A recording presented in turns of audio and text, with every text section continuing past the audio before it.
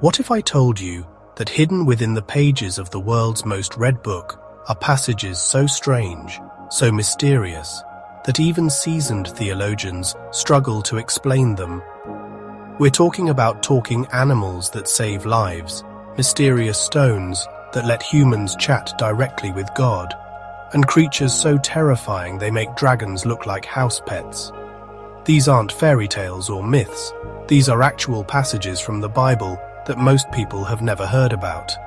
Today, we're diving deep into 11 of the most mind-bending, reality-shifting passages ever written.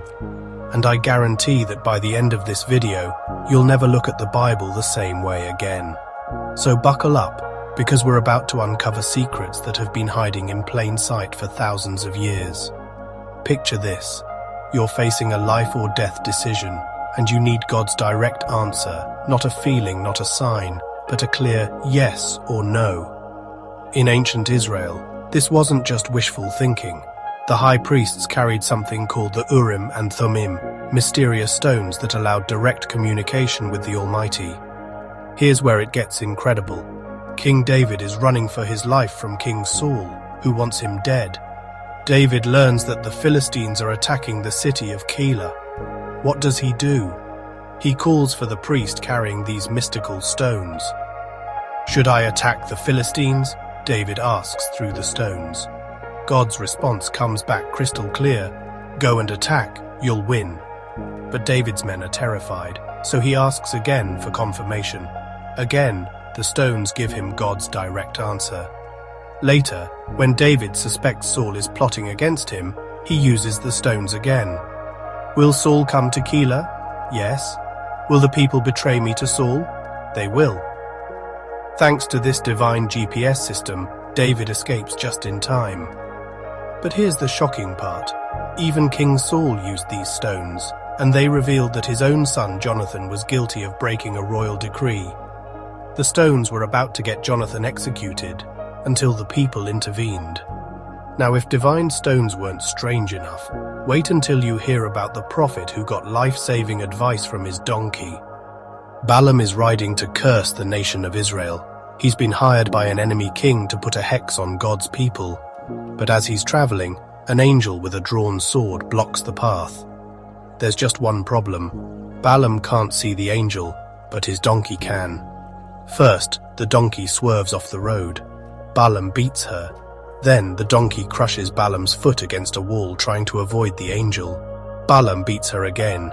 Finally, the donkey just lies down, unable to go around the angel. Balaam is furious and beats her harder.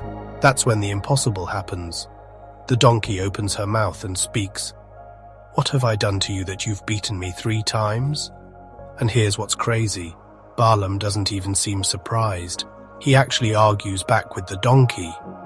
It's only then that God opens Balaam's eyes to see the angel who tells him, "Your donkey just saved your life. I was about to kill you."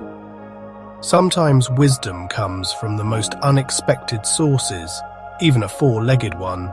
From talking animals to divine handwriting that brought down an empire in a single night.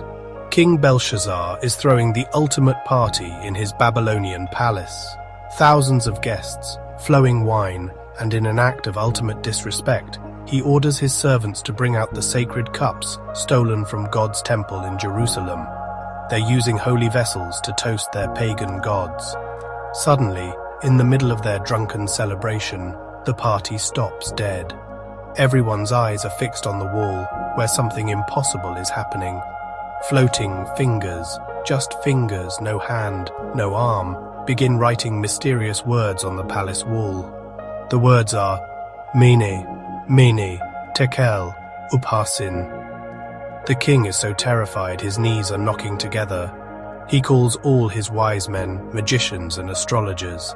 He promises riches to anyone who can read and interpret the writing. Nobody can. Finally, they remember Daniel, the Hebrew prophet. Daniel looks at the writing and delivers God's verdict. Mene, God has numbered the days of your kingdom and brought it to an end. Tekel, you've been weighed and found lacking. Upharsin, your kingdom is divided and given to your enemies. That very night, not weeks, not months, but that exact night, King Belshazzar was killed and his empire fell to the Persians. Talk about divine judgment with perfect timing. Here's a law that appears 3 times in the Old Testament, and it's so specific, it'll make you wonder what was really going on in ancient times. Do not cook a young goat in its mother's milk. Why this exact prohibition? Why not just don't eat goat or don't drink goat milk? Why this incredibly specific scenario? Biblical scholars have fascinating theories. Some believe it was targeting pagan fertility rituals, where cooking a young animal in its mother's milk was thought to bring magical powers or good harvests. Others see it as God establishing a principle of compassion, using the very substance meant to give life to the offspring to cook that same offspring, was seen as fundamentally cruel and against the natural order. This single strange law became the foundation for all Jewish dietary laws that separate meat and dairy. From one mysterious sentence came an entire system of food preparation that millions follow today. Sometimes the most specific rules reveal the deepest principles about how we should treat life itself. This next passage is so intense, so impossible to fully comprehend, that it's left theologians debating for thousands of years. Moses, the guy who parted the Red Sea, who spoke with God face to face, makes an audacious request. Show me your glory. Think about the boldness of that request. Moses is essentially saying, God, I want to see you as you really are. God's answer is both generous and terrifying. You cannot see my face, for no one can see me and live. But then God does something unprecedented. He offers Moses a compromise that's never been offered to anyone else in history. God tells Moses to stand on a rock. When God's glory passes by, he'll place Moses in a cleft in the rock and cover him with his hand. After his glory passes, God will remove his hand, and Moses will see his back, but not his face. What did Moses actually see? The Bible doesn't give us details. It simply says Moses saw God's back, described in human terms for something that defies human language. Some experiences are so profound, so beyond our understanding, that even divine revelation can only hint at them. Moses saw something no other human has ever seen, and it was still just a glimpse of the infinite. Here's where things get really interesting and controversial. Jesus appears to directly contradict Old Testament law in a way that changed everything. Under Moses' law, adultery was punishable by death, not prison, not a fine death by stoning. This wasn't a suggestion, it was God's direct command. In the book of Numbers, we even see this carried out when a man was stoned to death just for gathering wood on the Sabbath. Now fast forward to Jesus. The religious leaders drag a woman caught in adultery before him. They're not really interested in justice, they're trying to trap Jesus. Moses' law says she should be stoned. What do you say? Jesus does something unexpected. He bends down and starts writing in the dirt. We don't know what he wrote. That's one of the Bible's great mysteries. When they keep pressing him, Jesus stands up and delivers one of history's most powerful lines. Let whoever is without sin cast the first stone. One by one, from the oldest to the youngest, her accusers walk away. Finally, it's just Jesus and the woman. Where are your accusers? Jesus asks. There are none, Lord. Then neither do I condemn you. Go and sin no more. In this moment, Jesus establishes a new principle: mercy over judgment, redemption over condemnation. He doesn't ignore the sin, but he offers something the Old Testament law couldn't: a second chance. This next story is so strange that it's made people question Jesus' character for centuries. Jesus is walking with his disciples, and he's hungry. He sees a fig tree in the distance, full of leaves, looking healthy and promising. But when he gets there, there's no fruit. Here's where it gets weird. Jesus curses the tree. May no one ever eat fruit from you again.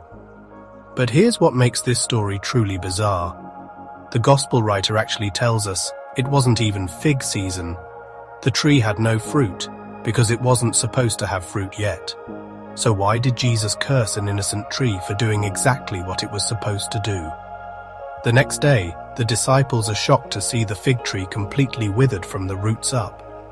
Biblical scholars believe this wasn't about Jesus having a bad day. The fig tree was a symbol of Israel, all leaves, looking spiritually healthy from the outside, but producing no actual spiritual fruit. Jesus was demonstrating what would happen to any person or nation that looked religious, but produced no real righteousness. It was a living parable about the danger of spiritual superficiality. Sometimes the most confusing actions reveal the most important truths about what God really values. What happens after hell? Most people think hell is the end of the story, but the Bible describes something even more final, more ultimate. The Bible talks about something called the second death, and it's not just another name for hell, it's what comes after hell. After the final battle between good and evil, after Satan's ultimate defeat, the Bible describes a lake of fire burning with sulfur.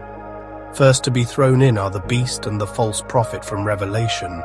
Later, Satan himself joins them. But here's what's truly mind-bending. Death itself and Hades, the realm of the dead, are also thrown into this lake of fire. Then comes the great white throne judgment, where everyone who ever lived stands before God. Those whose names aren't written in the book of life are cast into this lake of fire. The Bible specifically lists who ends up there: the cowardly, the unbelieving, the detestable, murderers, the sexually immoral, sorcerers, idolaters, and all liars. This is called the second death because it's the death of death itself. It's the ultimate end of all rebellion against God, the final removal of everything that corrupts and destroys. It's a sobering reminder that our choices have eternal consequences, and that justice, no matter how delayed, is ultimately certain. Meet the most enigmatic figure in the entire Bible, a man who appears once, changes everything, then vanishes without a trace. Abraham, the father of faith, has just won a great battle to rescue his nephew Lot. As he's returning home, a mysterious figure appears: Melchizedek, priest of God Most High. Melchizedek brings bread and wine symbols that will later become central to Christian communion.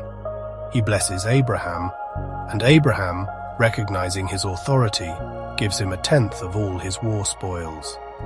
Then Melchizedek disappears from the story completely. But here's where it gets truly mysterious. The New Testament describes Melchizedek as having no father or mother, no genealogy, no beginning of days or end of life. How is this possible? In a culture obsessed with genealogies, where everyone's ancestry was carefully recorded, here's a man with no family history at all. The Bible uses Melchizedek to illustrate the eternal priesthood of Jesus Christ. Just as Melchizedek had no recorded beginning or end, Jesus' priesthood is eternal. Was Melchizedek a normal human whose records were deliberately omitted, a pre-incarnate appearance of Christ, an angel? The Bible doesn't tell us. Some mysteries are meant to point us to truths too large for complete understanding. What I'm about to describe sounds like something from a science fiction movie, but it's straight from the Bible. The prophet Ezekiel has a vision that begins with a violent whirlwind, an immense cloud, and brilliant fire. From within this supernatural storm come 4 living creatures. Each creature has 4 faces: a human face in front, a lion's face on the right, an ox's face on the left, and an eagle's face in the back. They have 4 wings each, and feet, like calves' hooves, that gleam like polished bronze. But here's the truly mind-bending part.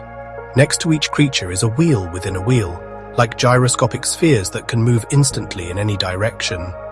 And the rims of these wheels, they're completely covered with eyes. These wheels covered in eyes represent God's omniscience, his ability to see everything everywhere at once. They symbolize divine mobility and awareness that transcends human understanding. Ezekiel says this vision represents the likeness of the glory of the Lord. When he sees it, he falls face down in overwhelmed worship. It's a reminder that our universe contains realities so far beyond our experience that even divine revelation can only approximate them in terms we might barely comprehend. Our final passage introduces us to creatures so powerful, so magnificent, that they make every monster movie look tame by comparison. First, there's Leviathan, a colossal sea creature with scales like shields, smoke pouring from its nostrils, and a heart as hard as stone. No human weapon can harm it, and it leaves a glowing trail in the sea as it passes. God himself describes this creature to Job, basically saying, "You think you're powerful? Try controlling this." Then there's Behemoth, a land creature with strength in its loins and power in its belly muscles. Its tail sways like a cedar tree, its bones are like bronze bars, and its limbs like iron rods. Some think it might be a hippopotamus or elephant, but the biblical description suggests something far more magnificent and terrifying. Finally, there's the Ram, often translated as unicorn in older Bibles, but likely referring to an extinct giant wild ox of incredible strength and ferocity. God asks Job rhetorically, "Will the Ram consent to serve you? Can you bind it with ropes?" These creatures aren't just showing off God's creative power. They're demonstrating that there are forces in creation so mighty that only God can control them. If God created and controls these incredible beasts, what does that say about his power over the circumstances in our lives? We've journeyed through 11 of the Bible's strangest, most mysterious passages. From divine communication stones to talking donkeys, from supernatural handwriting to creatures that defy imagination. But here's what strikes me about all these passages. They're not strange just to be strange. Each one reveals something profound about the nature of God and reality itself. The divine communication stones show us God desires relationship and communication with us. The talking donkey reminds us that wisdom can come from unexpected sources. The handwriting on the wall demonstrates that justice, though delayed, is certain. The mysterious dietary law reveals God's care for compassion and natural order. These passages invite us to expand our understanding of what's possible, to recognize that our universe contains mysteries far deeper than we imagine. Maybe the real question isn't, how can these strange things be true? But rather, what other amazing realities have I been missing because I assumed I already understood everything? The Bible isn't just an ancient book. It's a gateway to mysteries that are still unfolding, still revealing new depths to those willing to look beyond the surface. If these passages intrigued you, there are countless more mysteries waiting to be discovered. The next time you read the Bible, don't just look for familiar stories. Look for the passages that make you stop and wonder, because that's where the real treasures are hidden. What passage surprised you most? Let me know in the comments below, and don't forget to subscribe for more deep dives into the mysteries that surround us every day. And remember, these aren't just ancient mysteries. They're invitations to discover that reality is far stranger, far more wonderful than we ever dared imagine.